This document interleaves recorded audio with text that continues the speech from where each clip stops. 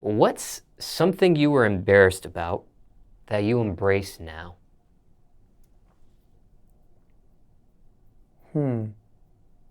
If anything.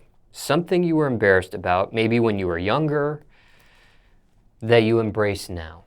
Anything that comes to mind. I used to be embarrassed about my, when I was young, there's a lot of things.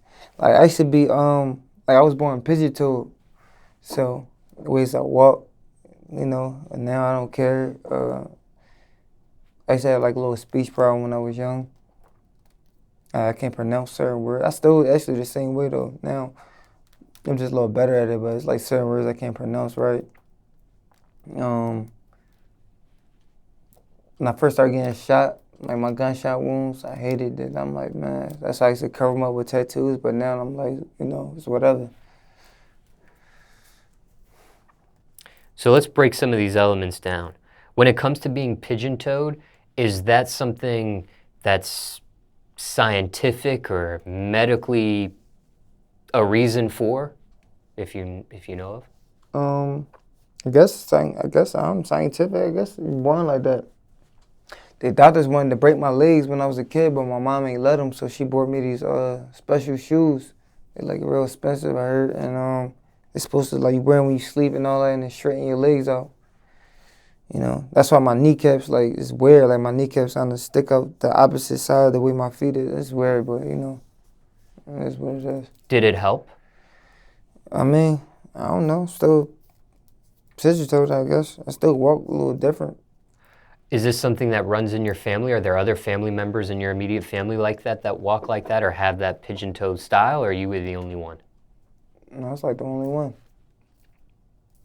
When it comes to the speech problem, is the speech issue medically or scientifically called something? I don't know.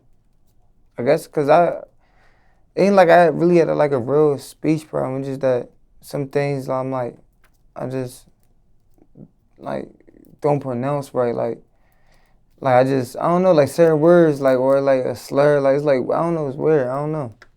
I don't know what it's called. Is it something to do with your Philly accent? That can be it too. When it came to the gunshot wounds, you would cover them with tattoos, and then you, I guess, stopped covering them with tattoos at some point? Yeah, I'm like, shoot, what's the point? You still can see them. And just for the record, you've been shot 17 times. Yeah. How many of those wounds did you actually get a tattoo on or covered up? The majority of them.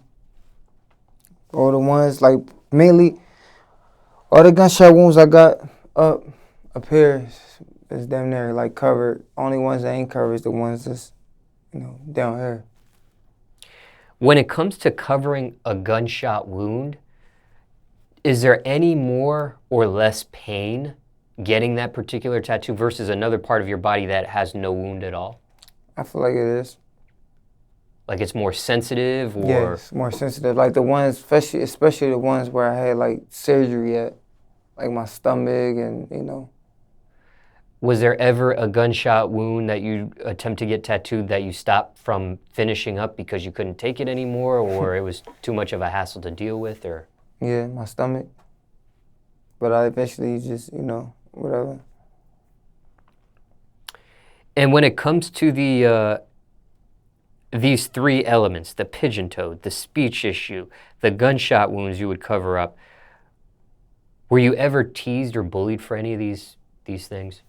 Never been bullied, but we used to bust on each other when I was young. Like, I don't want to get too much away because I also talk about this in my book, my childhood, but I had some neighbors, and we used to go back and forth busting. They was like family to me, though. And when they all was fat, I bust on them about being fat, and then when they bust on me, it was always about like my legs, pigeon-toed, or my speech problem. So. And the name of the book you're referring to is an autobiography called Steelborn. Yep. And we've talked about it in another clip in this interview, and if people want to see that, they can click the link in this description. But when it comes to you embracing each of these elements here, the pigeon-toed, the speech problem, the gunshot wound, at what age or what point in your life do you embrace each item? I guess now. I mean, I told you after this last time getting shot, this is the rebirth of stillborn. The rebirth. So, everything like I'm doing now is like different. Like I'm just doing everything different now. The way I'm moving, like I even got a wallet now. I used to walk around with money on me. I got a wallet. Everything's just different now. Like I'm just my mindset. What I want to, I'm back like focused on what I want to accomplish. I got a little sidetracked for a while because things I've been battling with, but now I'm back on track.